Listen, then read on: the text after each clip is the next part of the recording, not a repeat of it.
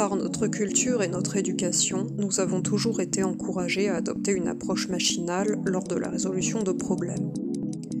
Qui n'a jamais entendu des phrases telles que « suivez les consignes, on a toujours procédé comme ça par le passé, ce n'est pas pour rien, il n'y a que le par cœur qui marche ». Qui ne s'est jamais fait traiter de tricheur sous prétexte qu'il a outrepassé les règles de procédure, alors même que la méthode qu'il a employée pour résoudre le problème, bien que non conventionnelle, est beaucoup plus efficace? Qui n'a jamais trouvé cette approche aussi stupide qu'inutile, mais qui a quand même suivi le mouvement afin de ne pas se faire remarquer et de rentrer dans le moule? Nous recherchons tous la stabilité. Nous aimerions pouvoir maintenir les choses en place en nous imaginant que, si nous y parvenions, nous pouvons les contrôler. Mais comme tout change constamment, cela ne marche pas. En fait, cela nous mène plutôt à perdre le contrôle.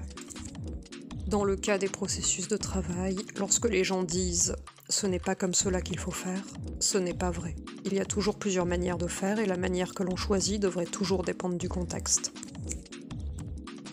On ne peut pas résoudre les problèmes d'aujourd'hui avec les solutions d'hier. Ainsi, lorsqu'on vous dit « apprenez ceci jusqu'à ce que cela devienne une seconde nature », il faut qu'une alarme retentisse dans votre esprit car cela signale une approche machinale. Les règles que l'on vous donne sont les règles qui fonctionnaient pour ceux qui les ont créées, et plus vous êtes différent de ces personnes, pire elles seront pour vous. L'approche innovante est un processus qui consiste à remarquer activement des choses nouvelles. La pratiquer vous inscrit dans le présent, vous rend plus réceptif au contexte et aux perspectives. De plus, elle génère de l'énergie plutôt que d'en consommer.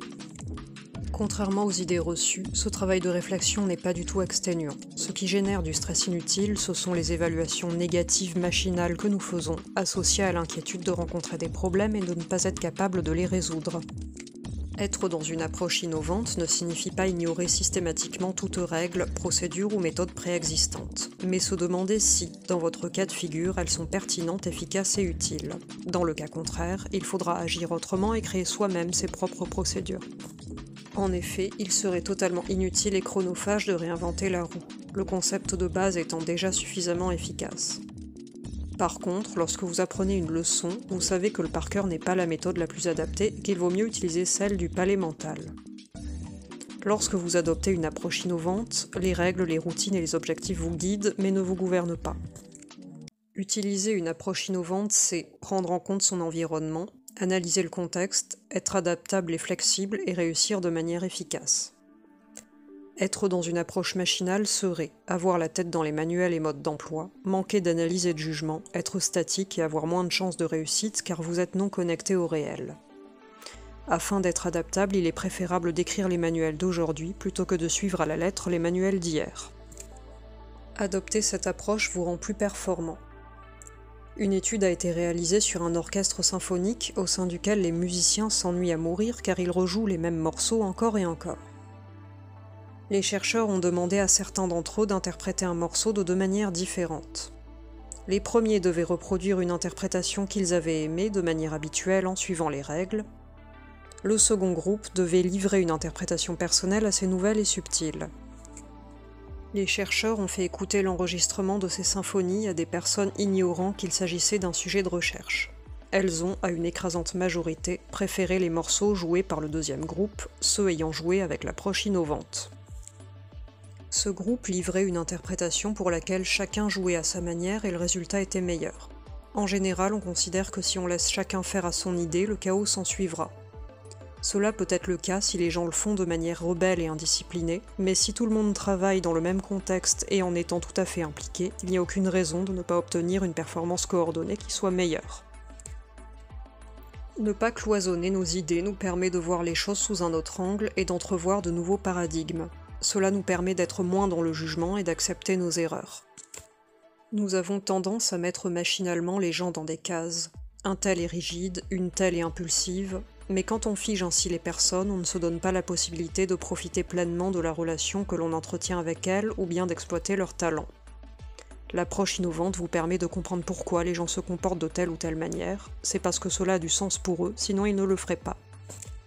Des chercheurs, dans le cadre d'une étude, ont demandé à des personnes d'évaluer leurs propres traits de caractère. Ceux qu'ils aimeraient le plus changer et ceux qu'ils appréciaient le plus. Ce qu'ils ont découvert est assez paradoxal. Les traits auxquels les personnes étaient le plus attachées avaient tendance à être le pendant de ceux qu'elles souhaitaient changer. Par exemple, les personnes qui ne supportaient pas d'être impulsives aiment leur spontanéité. Les personnes qui se trouvent trop rigides aiment leur sérieux. Il s'agit de la même chose mais vu sous des angles différents.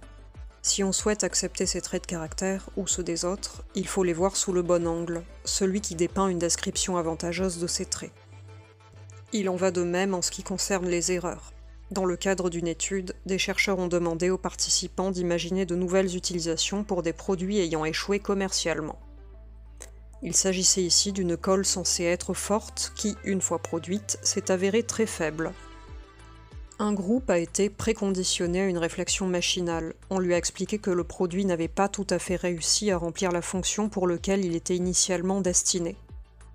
L'autre groupe a été préconditionné pour avoir une réflexion plus ouverte, plus innovante, en décrivant simplement les propriétés du produit. Sans suspense, les idées de nouvelles utilisations les plus créatives sont venues du deuxième groupe. Lorsqu'on doit prendre une décision, on commence avec une incertitude, puis on fait son choix, et si c'est une erreur, c'est un désastre. Mais la voie suivie se résume à une seule décision, on peut toujours la changer, et il se peut qu'une autre possibilité s'avère être meilleure. Quand on sait entrevoir les nouveaux paradigmes, les erreurs deviennent nos alliés.